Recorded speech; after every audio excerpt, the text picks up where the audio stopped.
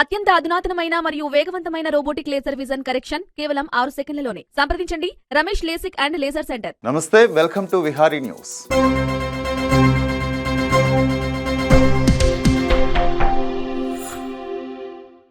ఎన్నికల దగ్గర పడుతున్న కొద్దీ ఏపీ రాజకీయాలు రోజుకో మలుపు తిరుగుతున్నాయి. ప్రధాన పార్టీల నాయకులు ఒకరు తర్వాత ఒకరుగా ఢిల్లీకి క్యూ కడుతున్నారు. ఏపీలోని 3 ప్రధాన పార్టీలు ఒకే జాతీయ పార్టీతో జతకట్టాలనుకోవడం ఆసక్తికరంగా మారింది.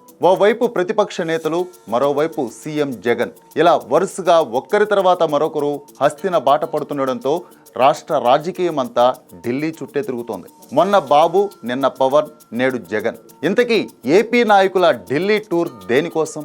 రాష్ట్ర ప్రయోజనాల కోసమా, రాజకీయ ప్రయోజనాల కోసమా?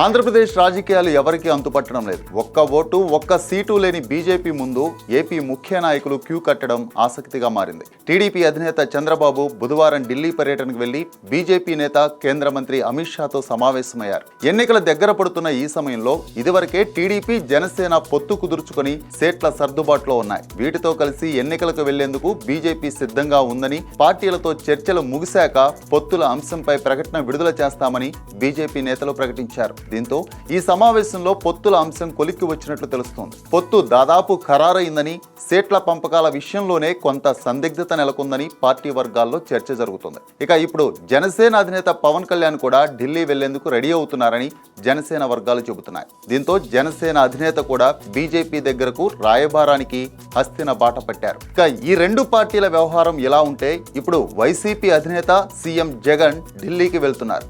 పొత్తుల అంశంపై వచ్చిన వార్తల నేపథ్యంలో హుటాహుటిన సీఎం జగన్ ఢిల్లీ పర్యటనకు వెళ్లడం అందరినీ ఆశ్చర్యానికి గురిచేస్తుంది.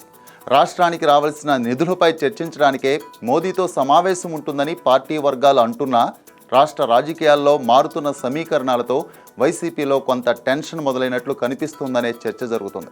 ఇప్పటికే వైసీపీలో సిట్టింగ్లు ఒక్కొక్కరుగా పార్టీకి గుడ్ బై చెబుతున్నారు.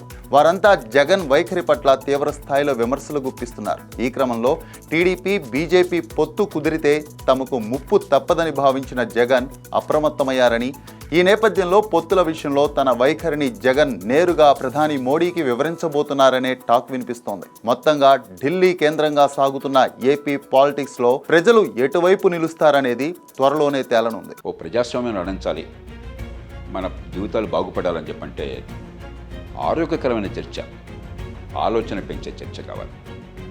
అలాంటి చర్చను చేపడుతున్నారు విహారీ న్యూస్.